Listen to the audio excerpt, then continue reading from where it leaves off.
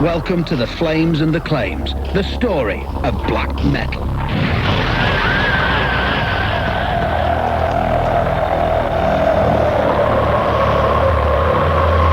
Obviously, we don't agree with this kind of thing. I mean, this is probably the most horrific story in the history of heavy metal. This new breed of black metal, they are exciting, and I think a lot of kids are just attracted to that because they want always to be more and more extreme. Fear is failure. Evil is about murder. Evil is about the rape of people's lives and their emotions. The guy I killed intended to kill me, so I killed him before he managed to kill me. I mean, this is probably the most horrific story in the history of heavy metal. We believe the concept of Satan to be the archetype of defiance and pride and revolt, but a beautiful object. You can't play with the devil's tools without paying the devil's price. I felt that I was losing my son. We embrace life. That's why we so closely embrace death. People should try and jump off this hysteria. Some of the music is really worth listening to. They are openly professing, to some extent, to be anti-Christian and having values that some would claim to be abhorrent. If it's just a laugh, it turned very, very serious. These weren't apple pie munching, flag waving, Bible reading, well-behaved school kids who one day sold their souls to the devil. They're just like looking around for ways to make mummy and daddy go, oh my God. And fear and chaos is something to be relished as well as love and pride. Why should I regret to put it in my life? It's all about strength and power and control, and that's what comes across in the music. Evil has a smell that is all its own. If it's just a laugh, it turned very, very serious.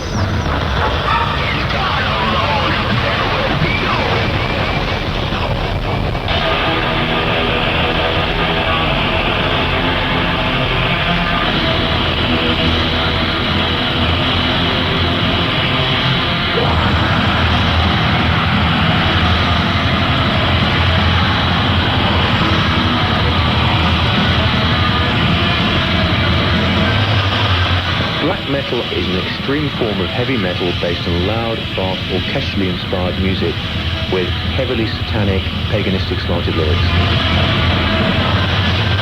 Live with the fact that they are wrong, that there is no truth in God, that they betray their faith inside. Rolling circles of grief and pain slides across the land as an omen of the horror again.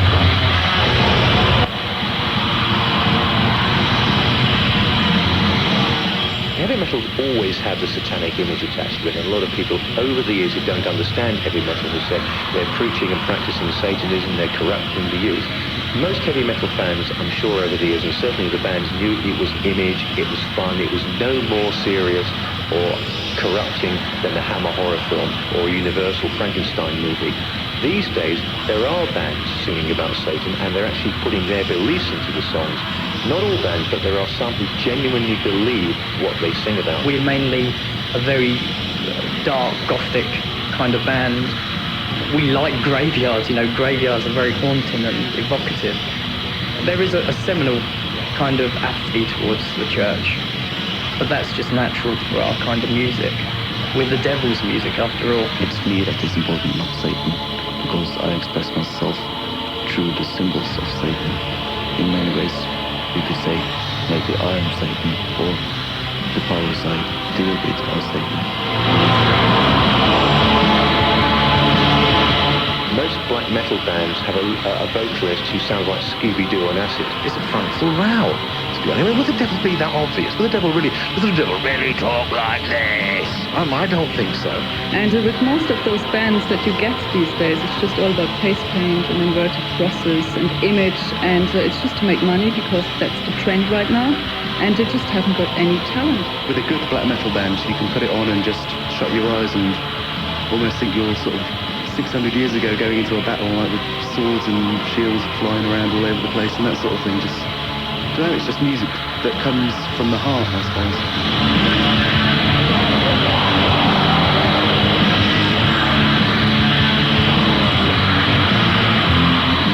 Well, the concerts are the big letdown. Because you look at these album sleeves, and they're usually painted for obvious reasons. There's these hugely muscled, demonic monsters and cathedrals of skulls, and you think, yes, and like Spielberg, and sort of like lights coming up and dripping blood and whatever, and you go along to this gig, there's like 100 crusty type gothy people sort of stinking of patchouli there, and this band come on, these weedy little pale emaciated bodies because they've been too devilly to work out, because the devil does not pump, right? They've got these like crappy little costumes on made out of Baco flour on the inside of Sugar Puffs packets.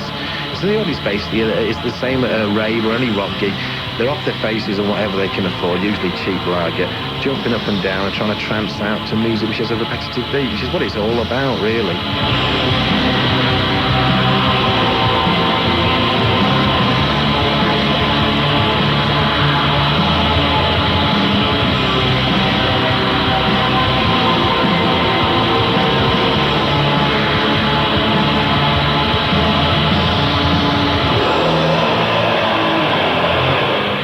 One of our concerts, you would see a gothic element, a theatrical stage presence.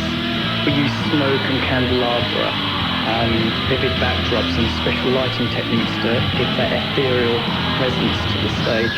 Getting on stage, we feel more like we're going to do a dangerous sport. It's like we're going to go and do this to the best of our abilities, and it's going to hurt, and your fingers are going to bleed, and you're going to have cracked knuckles and this kind of thing. And it's got its price. And we draw a lot of power from the crowd. You sit in the car afterwards. We'll sit in the car afterwards, and my hands are shaking, and my muscles are like having a spasm, and your fingers are bleeding. You think, what the hell did I do that for? The image of the bands on the stage is very much based on dark clothing and silly makeup, and it is silly makeup. They look like Kiss with paint boxes, paint by numbers. Most of the bands seem to think that they have to go on stage with this demonic makeup because it's part of the image. It can be very chaotic. We have quite a bit of violence at our show, but I think it just adds to the atmosphere. The atmosphere that is created sums up the moniker that we've adopted as a band, Cradle, Filth, supreme vampiric evil. They have this self-image which must be protected at all times. It must be an awful strain on the poor lambs, because in reality, probably at school they were called Specky or Spacky, and the girls used to beat them up with their skipping ropes. So they finally leave school and think, right, from now on, I'm going to do everything my way.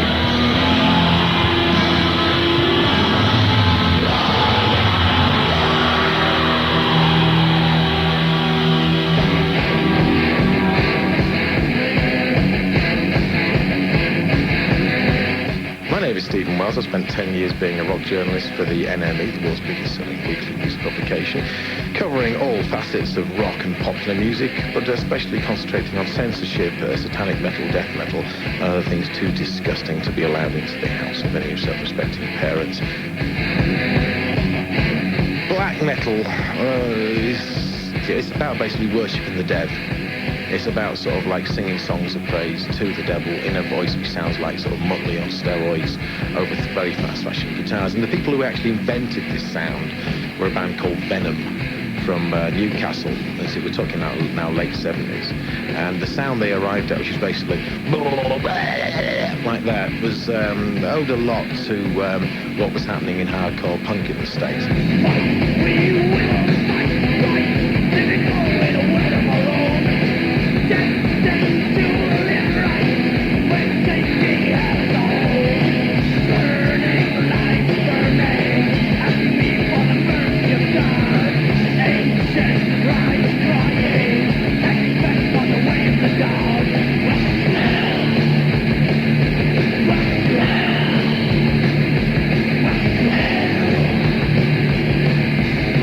My name's Abbadon. I'm the drummer with a band called Venom. We're an English band. We tend to play a lot of very heavy music to a lot of very interested people outside of this country. Venom, I suppose, were the first band to actually come along and say, we are Satanists, we are blah, blah. And they denied it since, but I actually think that because we're working class boys, it was kind of a bit naughty and a bit sort of like going and drinking cider on the tombstones on a night.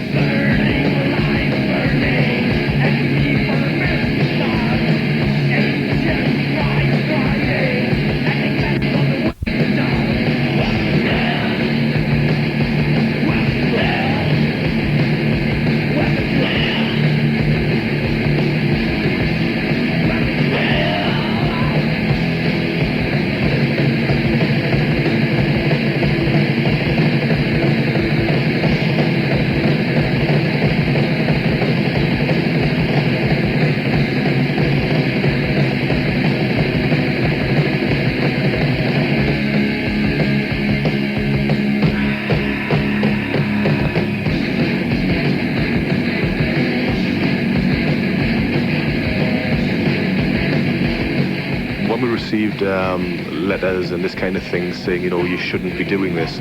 We kind of looked at it pretty philosophically because my parents didn't want me listening to the Rolling Stones, so we kind of hide the albums and sneak them in, and the kids are hiding Venom albums and sneaking them in. If the parents don't want them listening to Venom, then take the record off them. If you let the kid go out and buy albums and listen to them and be influenced by them, then it's your fault, not mine. When the kid's at school, it's a teacher's fault. If the kid's getting up to something when he's home, it's your fault. It's never my fault. If you don't want the kid to come and see Venom, stop him coming to the gig. Don't let him buy the ticket. You won't be able to, but that's your job as a parent.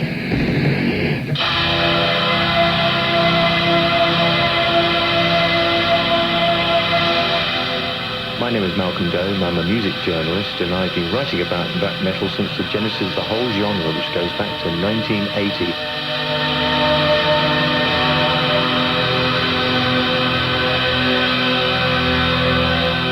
There are definitely two styles of black metal. The old school of black metal was definitely born with Venom and subsequently Merciful Fate and bands of that ilk. And it was more based in traditional heavy metal. And the satanic imagery of the music was definitely hammer horror. It was image and no more, really. The new school of black metal, I think, are more influenced by the later bands of the 80s, the death metal genre. And they've taken the whole lyrical slant of black metal and widened it a little bit to take in more political views, and some of them actually have very strongly held political and religious beliefs.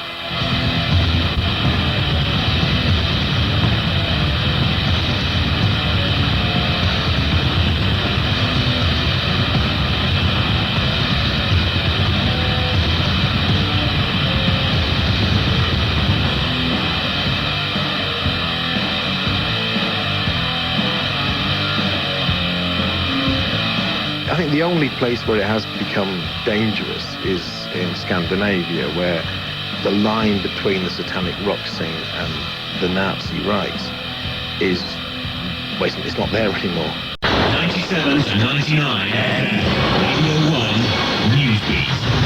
Murder, church burning and devil worship, all performed in the name of black metal in Norway. Its satanic message has been taken to an extreme, and one of the movement's biggest names has been jailed for 21 years for the murder of a rival musician and for burning down 3 churches.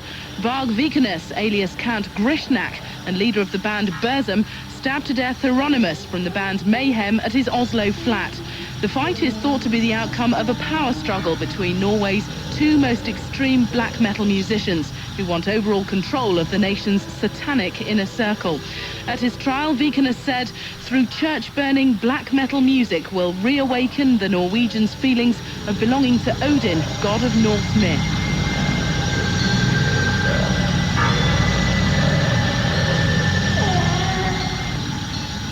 My name is Varg Vikernes, and I play in Burzum. Burzum means either darkness or light, depending on how you see it, really. Like as if you're a Christian, it probably means darkness, right? And if you're a pagan, it means the light.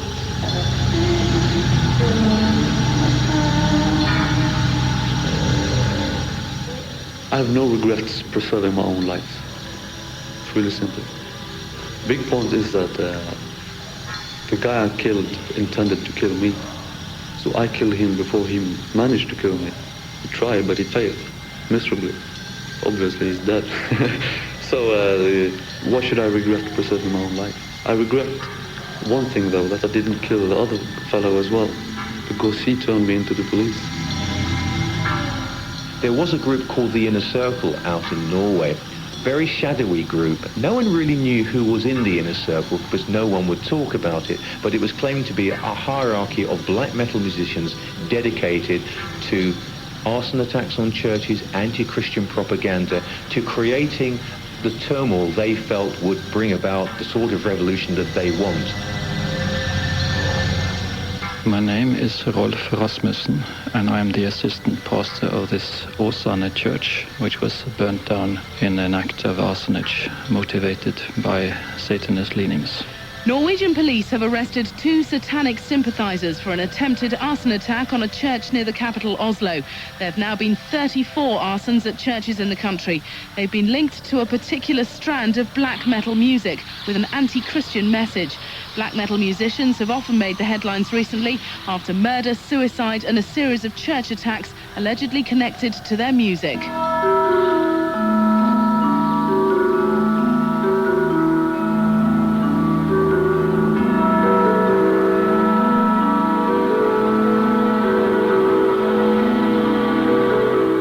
All was quiet on the day before Christmas Eve. The organist had left at 11, finishing after his last rehearsals. Everything was quiet in the church, while in many homes people were still preparing for Christmas. At night, suddenly people who were up started to notice flames coming from the side of the church. They called for the firemen, they called for the vicar, and he alerted the rest of us who were in the staff. I got a call at about 2:30 a.m. So I got dressed and of course drove quickly to the church. It's not very far. And as I came up the hill, I saw what I dreaded to see, yet now expected, flames billowing up from the church building. And as I got out into the air, I also noticed this acrid smell coming all over. It was not a festive bonfire, it was a heritage of ages going up into dust.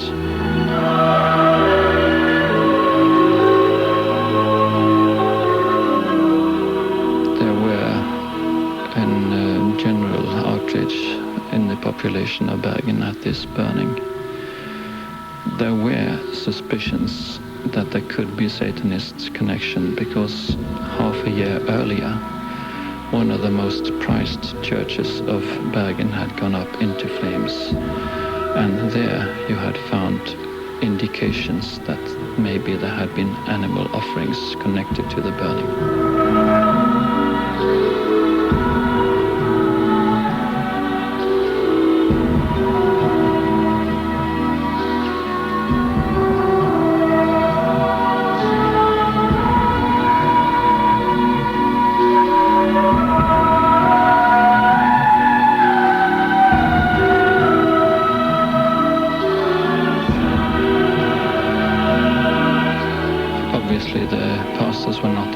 Who were horrified. The congregations took it even harder, some of them, especially the older members, and they said to each other, how can a person do such a thing? He must be deranged, he must be mad. But the first regular service, we had a march bearing torches all the way from there and up to the site of the church, where the vicar gave a commemoration speech, saying that we should not only be defiant to such acts, but we should also remember that even though a building has been burnt down, the true Church of God cannot be burnt down because it consists of people. We had to carry on and show them that this was not the way to stop Christianity.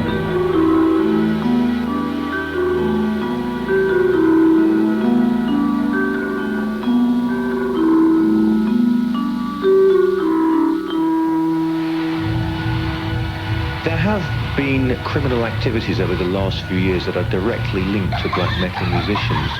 To some extent, there are people claiming to have been involved in arson attacks or any of these despicable acts simply because they think it gave them a certain amount of credibility. And I use the word part in the past tense simply because since Grishnak was convicted, I think a lot of black metal musicians have suddenly thought to themselves, we're not doing our music any good here. We're not really doing the genre any good here, and they've started to distance themselves from all this activity and not change their views but dilute them, making themselves slightly more diplomatic and slightly more acceptable to the masses.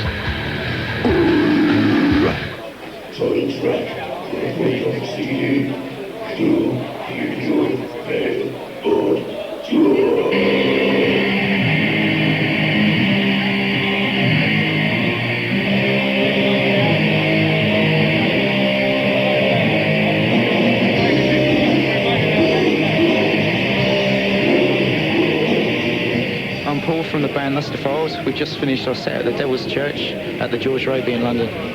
Black metal is a belief that is expressed through music to corrupt the youth of today. It is a mouthpiece through which we can exercise our beliefs and get it into the public eye.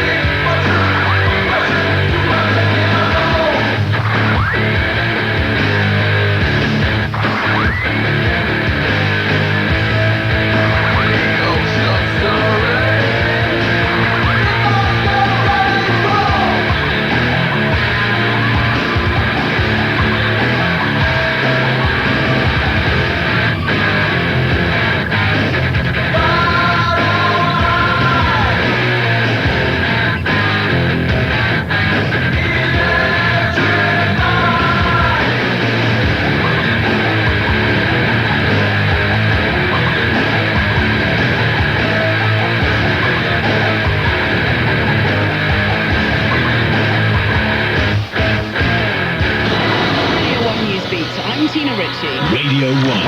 More music. Norway's notorious black metal crime wave has hit Britain. 4 men have each been given 2.5 years in prison after a series of attacks on Kent churches. Maidstone Crown Court was told how the churches were desecrated and graveyards smashed up in the anti-Christian attacks. The wrecking spree caused £100,000 worth of damage. The prosecution alleged the 4 had become involved in black metal music, which had a satanic background. The men were inspired by the belief that Christian churches were built on pagan sites, and it was their responsibility to redress the balance and reclaim them.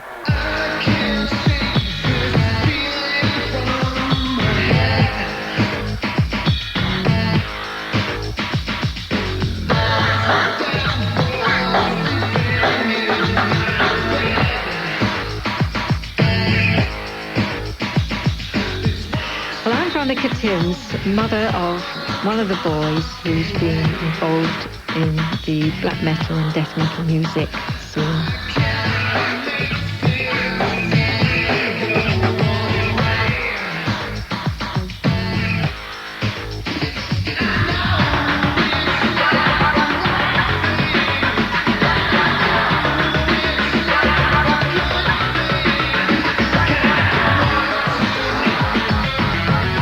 For 2 or 3 years, my son had always been interested in the music. He was into heavy metal music, and by and large many people did not seem to think that this was a problem. Then he moved into a more extreme type of music, black metal, and I became more and more concerned because I was beginning to notice changes in my son's behavior, his attitude, and he was becoming more withdrawn. He was becoming more obsessed with this brand of music.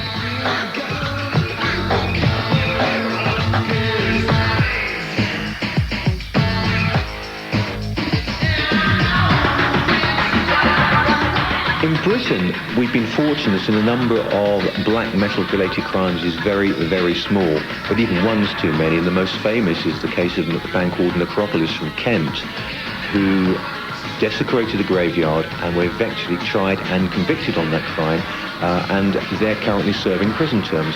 There is no doubt about it that this band saw themselves as a black metal band and saw their way of creating and then generating interest is to copy what happened in Norway to prove they were real black metal. In doing so, they proved nothing of the sort whatsoever, I don't think.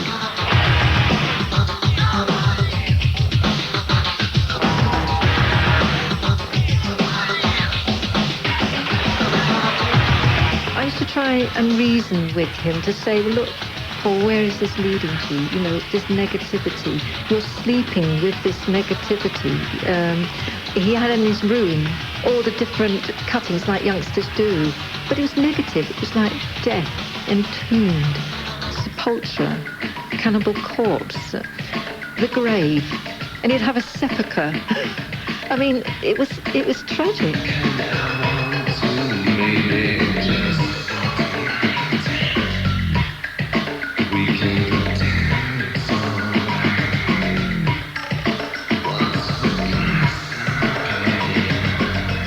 Four men have each been given 2.5 years in prison after a series of attacks on Kent churches. Maidstone Crown Court was told how the churches were desecrated and graveyards smashed up in the anti-Christian attacks. If it's just a laugh, it turned very, very serious. And serious enough that it produced negative thoughts, feelings, attitudes, reactions. Negative enough to be destructive. Negative enough to draw people in perhaps into doing something which they wouldn't otherwise do.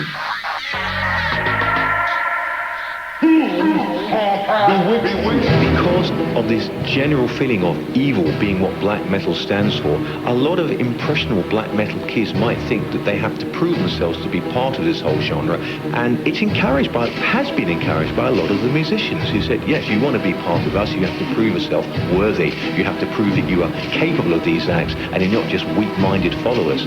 Unfortunately, some of the fans have gone beyond that and have got caught up in a web that they don't understand and can't control, and extremity becomes part of the lifestyle, and you're suddenly into throwing firebombs at people or setting matches alight in churches or whatever.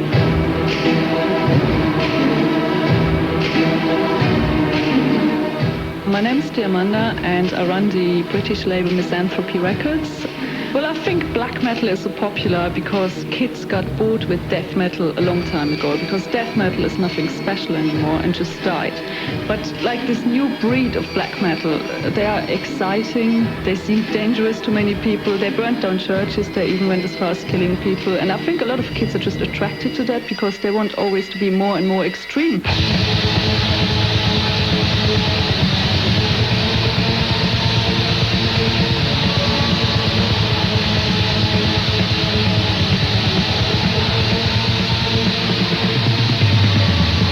I think it can just happen to anyone. Here were young lads, they were interested in the music. Now, some may go into that genre of music, others go into other types of music, which has other connotations. But it was unsuspecting, it was subtle.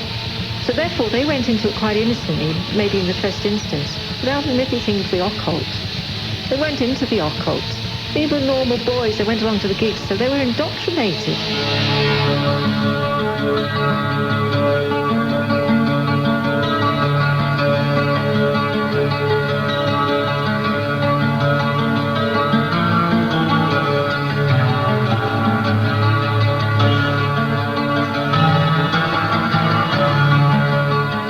What made four normal, creative boys who had everything going for them, leading normal lives, and suddenly they become morose, depressive, enter into this depressive music. And ultimately, if you're tapping into negativity, what does it do? Depression leads on to ultimately suicide, self-destructive force.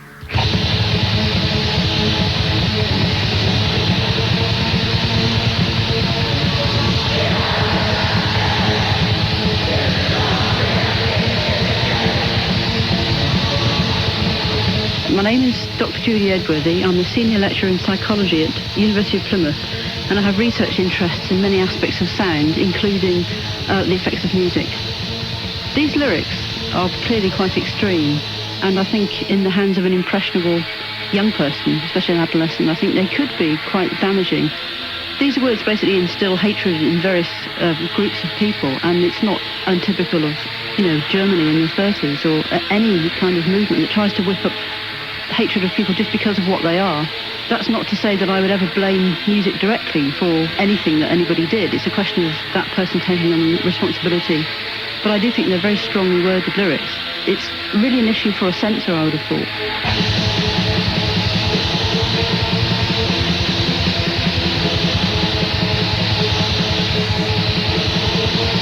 If you go along to a concert, any concert, and you get excited and crazy and mad, then what comes off the stage can actually influence your thoughts. There's no doubt about it. But I think it's absolutely ridiculous that people try to blame the music for what happened. These are the actions of a few individuals and has nothing to do with music as such. And I remember a case in England where a few churches got vandalized from some kids. And there was this group of parents that tried to stop black metal being imported into England, and they just blamed the whole black metal music, but it's absolutely ridiculous because music is music and can't really influence people to go down and burn churches. I mean, you have to ask yourself a but-for question. If you say, but for this music, would people be setting fire to churches and things like that? Now, the answer to that clearly is no, because if it hadn't been for the exposure to this particular thing, the idea may never have entered their head. Now, that doesn't excuse them from doing it at all. I mean, because we can all listen to things and see things that we don't like. We don't have to go then to do them. I'd be very silly to say that I didn't imagine that the stuff that we were writing and the lyrical content of the songs were going to have an influence on people. But the thing that we firmly believed when we were writing this is that it's up to the individual to make a conscious decision. If these people in Norway, the black metal bands in Norway who are burning churches and committing murder or whatever, have to defend their conscious decision to the right to do that.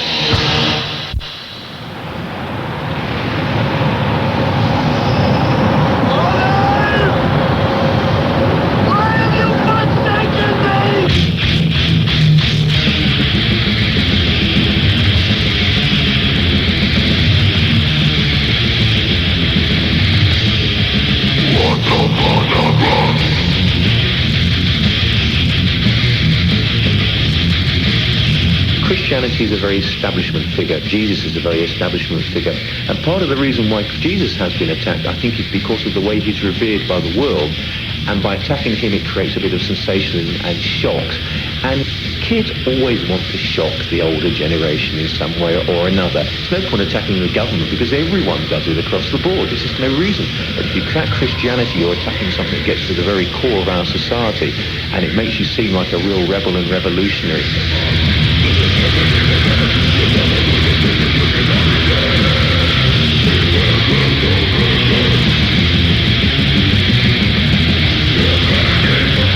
Impaled crucifixion, compassion forgot, eternal damnation once upon the cross. Blasphemy laughs at thee, Jesus, you've been deceived. It's very sad that someone has to write about someone who is very dear to me and whom I revere.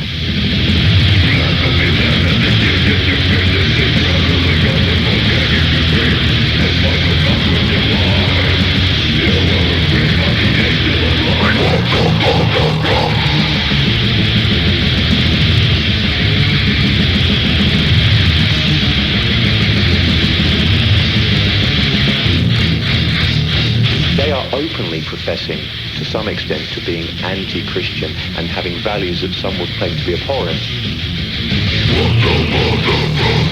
You have spat in God's face. You have spat in God's face.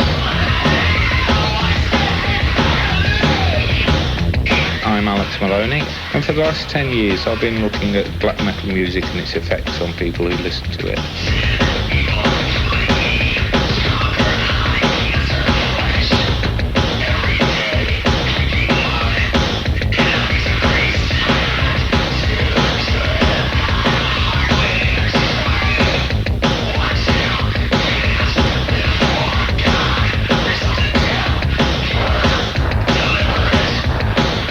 Within black metal, you've got varying degrees of believers. There are those who openly admit that they are followers of Satanism, as in a belief in the character of Satan, the power of Satan, the influence of Satan.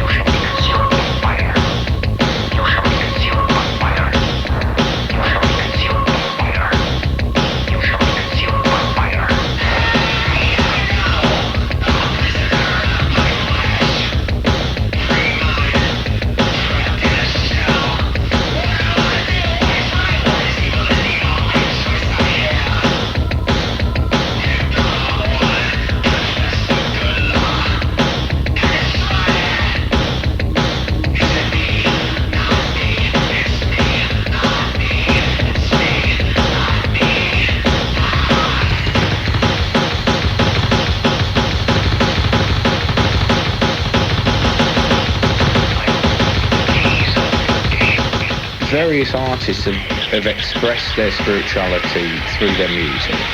And what we've seen in black metal is people who have believed a spiritual force or a spiritual character and have wanted to put that into a type of music which expresses their feelings. And Satanism is all about power. It's all about strength and power and control, and that's what comes across in the music.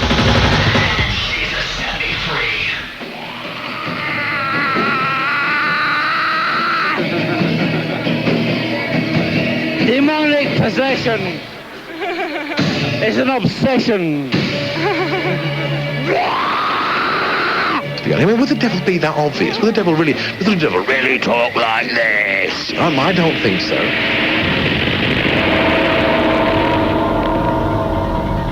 If you have your Bibles, please turn to Luke chapter 8, verse 26, as we begin today a series on Satanism in America. Today and for the next 2 Sundays, I'm going to systematically and scripturally expose Satan's kingdom and his absolute and consuming desire to destroy you, to destroy your marriage, to destroy your health, to destroy your children, to destroy your peace of mind, to destroy your finances, and most of all, to destroy your eternal soul. As a follower of Satanism, you draw off what that character or that personality will allow you to. If you channel the energy, you can make things happen in your life. So therefore, if somebody is in your way, you can direct and channel the energy to move them out of your way, so that you are the sole beneficiary. Do what thou wilt shall be the whole of the Lord.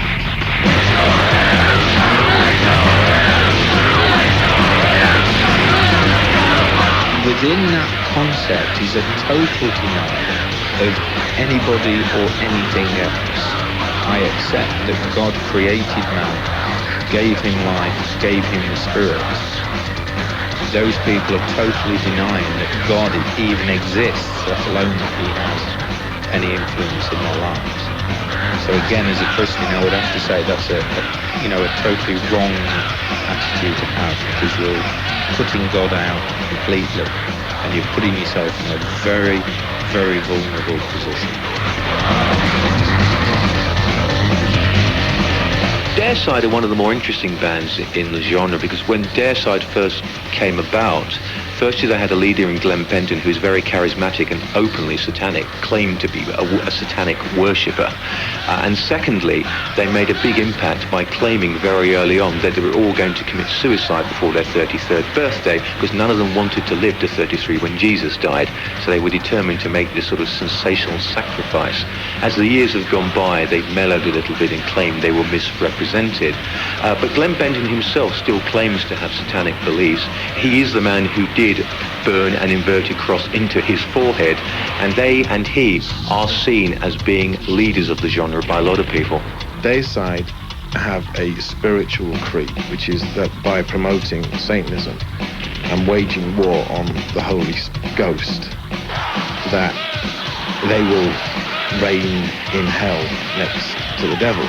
Now, this band actually believe if a bass guitar goes missing on the road, that's the Holy Ghost trying to get them. If their plane flies through a thunderstorm, that's the Holy Ghost trying to kill them. And they pray to the devil when these things happen.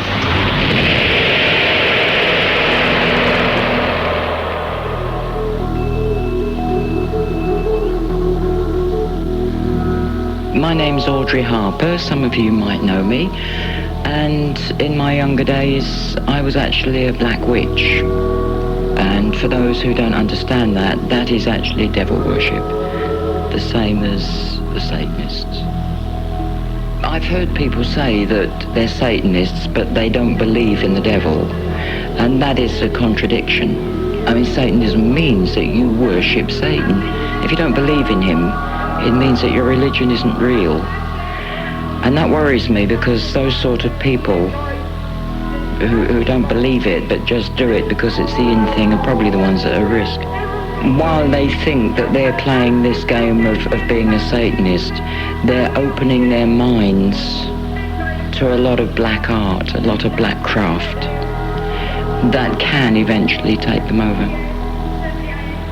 People have said, are you Satanists? And we would say yes in a kind of way, but no, we're more misanthropist based. We have dark beliefs. This is the way we were made. My name is Ihsahn and I play in a Norwegian band called Impure. People talking about what Satanism actually is. It's kind of hard to say because it's about the individual, and all Satanists would have individual opinions on what Satanism is. It's basically everything I deal with. It is a way of thinking and a way of creating and a way of living.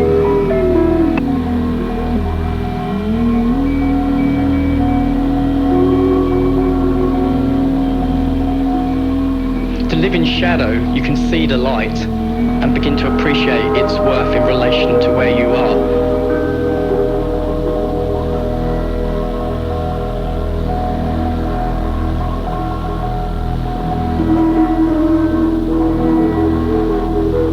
Solely in light is to be blinded by it. If you open your mind for long enough to evil, it will have a way of creeping up on you, and you will not be able to control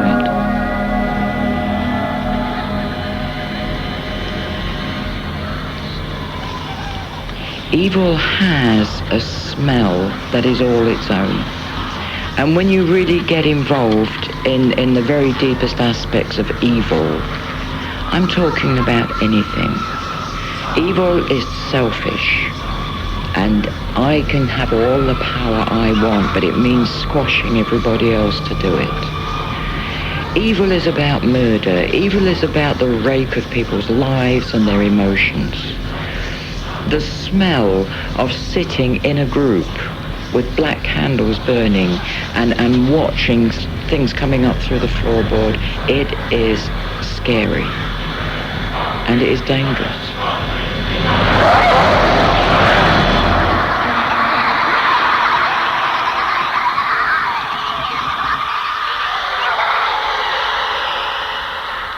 I'm only alive today because God is bigger. Because when I'd been involved for a little while in this group, I just wanted to die. And the problem is that once you get caught up in it, you can't just walk away.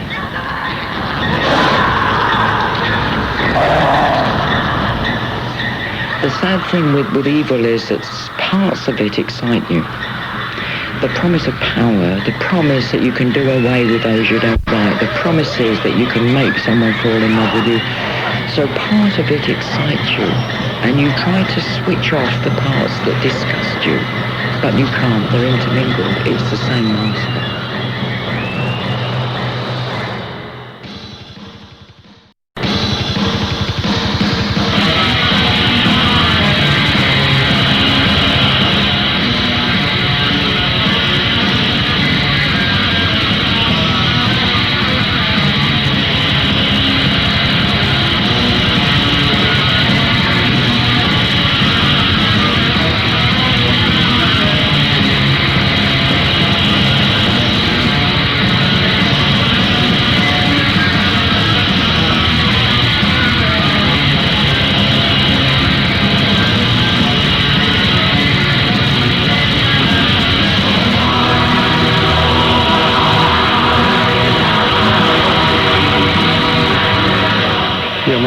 I'm a pastor belonging to the Church of Norway, but I have a special function.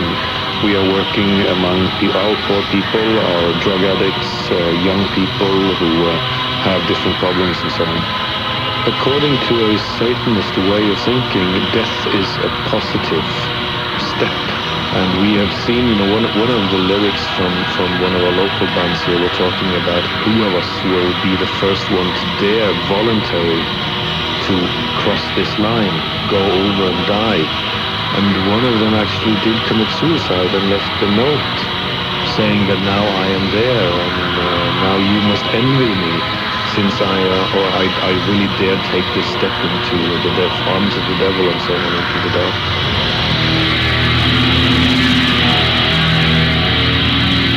We embrace life. That's why we so closely embrace death. Through death we appreciate life ever so more deeply.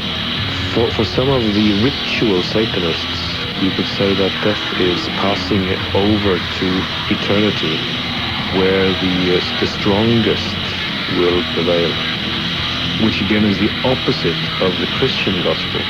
The idea is that God is always there, especially with the poor people, to lift them up.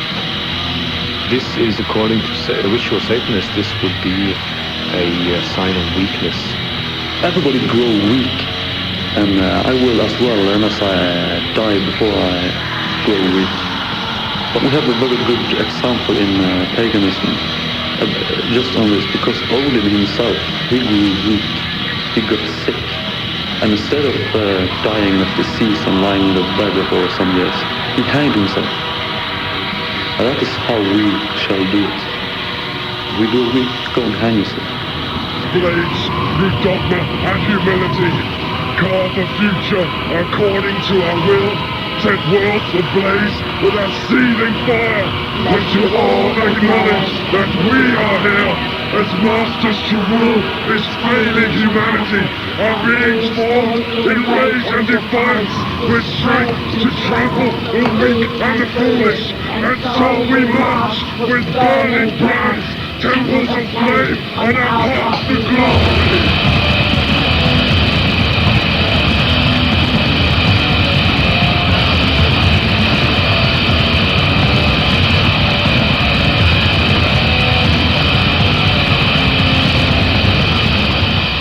I think the only place where it has become dangerous is in Scandinavia, where the line between the satanic rock scene and the Nazi right is, well, it's not there anymore. But you know, if these kids are Nazis, then the problem is Nazism. It's not satanic rock music. The sad thing about black metal music is the way that the music itself is being used to manipulate very naive people. To some, I'm not saying all bands. There are some bands who are using their music to get across beliefs in the hope that this will trigger some sort of political uprising.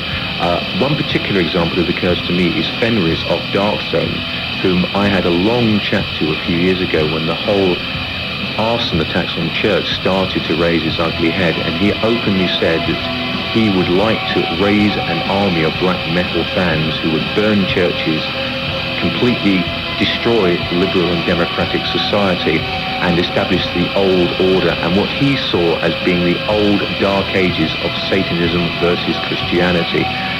And they actually have gone on stage and preached a very neo-fascist outlook that Scandinavia should be pure for pure Scandinavians. When we got to study some of the lyrics from this band, we got very concerned, very worried. They were talking about the old Nordic religions and all these things, but behind it, we believe we saw very clearly a fascist ideology in a religious disguise. Fenris himself claims to be a fascist, openly says he has Nazi sympathies. Now, I find it very sad that coming from a person who lives at home with his parents. And I did actually challenge him because he said basically there will be casualties in this war, and I put a hypothetical question to him, supposing that people who objected to what you believed in attacked and burnt your home and killed your parents. How would you react? And his sad answer was, there will be casualties of war. If you study fascist ideology, you find that the view on the human being is advocating the strong human being. It's despising the weak human. Could be, alcoholics, homosexuals, and so on. All these things you will find in fascist ideology, that it's a great blonde Aryan, a Nordic kind of type, which is the ideal for fascism. Also, they advocate war. They consider war as some kind of purifying, strengthening kind of experience, which is good. If you move away from the political language and look into a kind of way of expressing this in a spiritual way, you will find that Satanism is the religious expression of fascism, as I see it. the strong over the weak is not extreme at all, I think. It's quite obvious. If you watch the animal life, the weak animals die. And if some animal is weak, the pack lead him. The weak shall die and give room to new, stronger individuals. I don't know anything. Of course, the children are weak when they are children, but of course they can be strong. Old people are weak when they are old, and I would encourage them to just walk into the woods to die.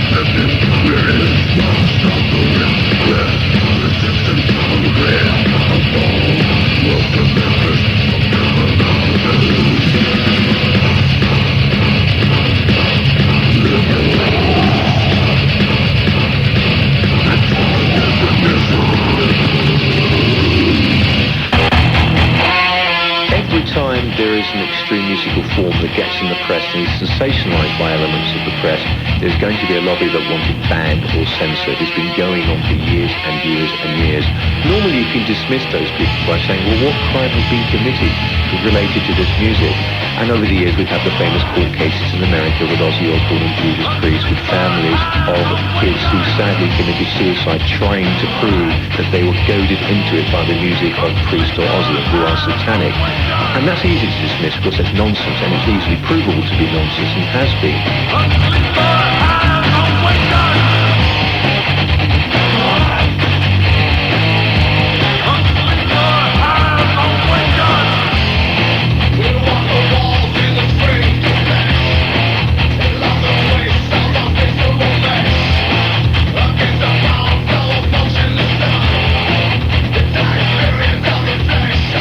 Now we're in a situation where there is a lobby to try and ban black metal music across the board because it encourages antisocial behaviour. And whilst that antisocial behaviour is going on, it makes it more difficult to defend it. Although I would say it's still a small minority who go out and generate those sort of behavioural patterns, who go out and burn churches. It's not done by everyone at a black metal gig.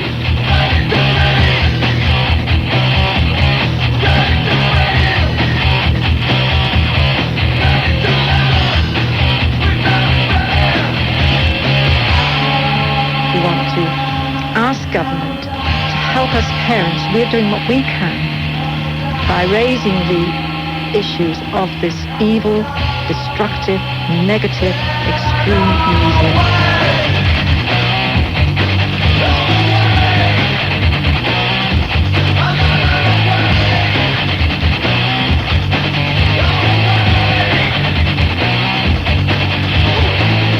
I'm Mary Antoniades. I co-run Dual Edge Records. We sell music by Christian artists of all styles, ranging from traditional right through to doom metal. I can understand the position of parents who would want to have black metal music banned, simply because they would want to protect their children from negative influence. But at the same time, I think banning is probably an extreme form of preventing their children from listening to it, because at the end of the day, it will still be obtainable under black market, to coin a phrase, underground sources. So they won't be successful. So I don't think it should be banned, because by banning it also would make it a more attractive musical form for kids to want to listen to.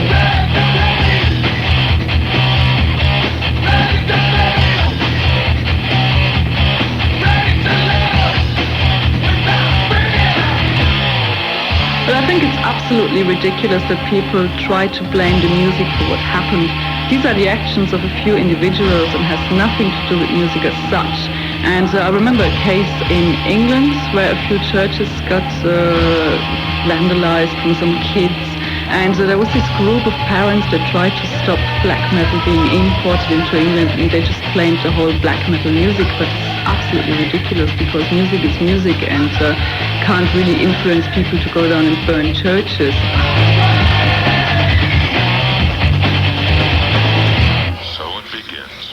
Are we going to let a bunch of fundamentalist Christians let us know what will and will not be banned? We're all being bloody acrylic listening to Cliff Richard. Let's just say we all agree that there's these hideous, extreme, cutting-edge Satanist bands that can't do any good for people, and that they're a dangerous influence on our kids, and we should ban them. Now, the problem is that if you let that kind of agenda be set by people who actually believe in a physical devil with horns and a tail who's going to, the medieval mumbo jumbo basically, then as happened in certain places in the United States of America, you're going to get them banning The Wizard of Oz because it contains witches. You're going to get them banning Halloween. You're going to get them banning Dungeons and Dragons. You're going to end up with just the Bible, and if it's not in the Bible, it must be the work of the devil. Yeah, basically I think there should be censorship, but it should be me that does it.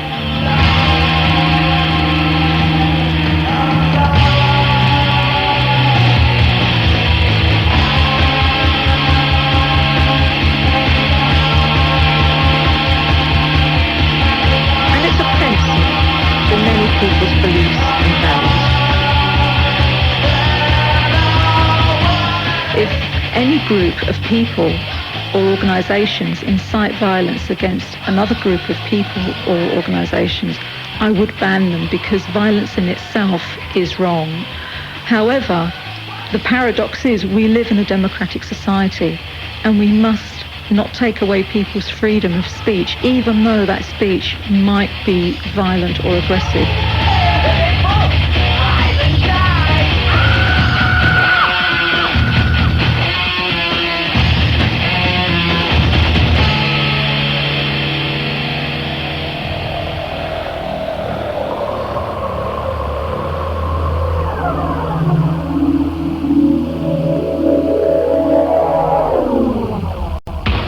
People are always going to look for something more extreme. So when this black metal wave dies down, which is going to happen very soon because it's absolutely overcrowded, that whole scene with shitty bands, then I wonder what the next thing will be, what is going to be more extreme than black metal. Even if you don't believe in God, I mean, it's terrible to see that somebody is actually giving himself to forces within us as human beings, which are the darkest side of us. We see it in how the Serbs have been treating Muslims in Bosnia.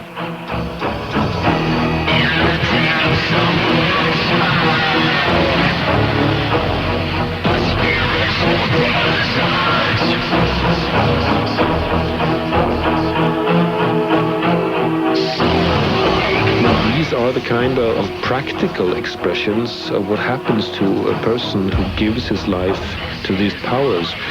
Definitely, man is capable of giving his life to the dark forces inside himself.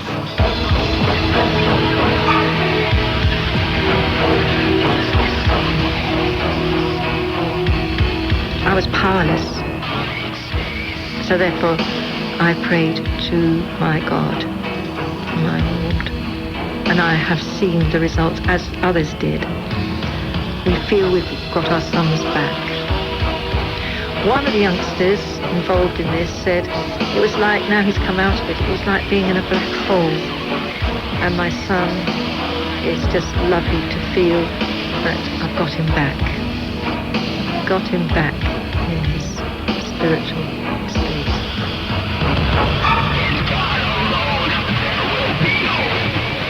The Flames and the Claims, the story of black metal, was a religious programmes production for Radio 1. If you'd like to find out more about some of the issues raised in this programme, you can call the Radio 1 helpline now. Practical advice and information is free, confidential and available on 0800 110 100. That's 0800 110 100.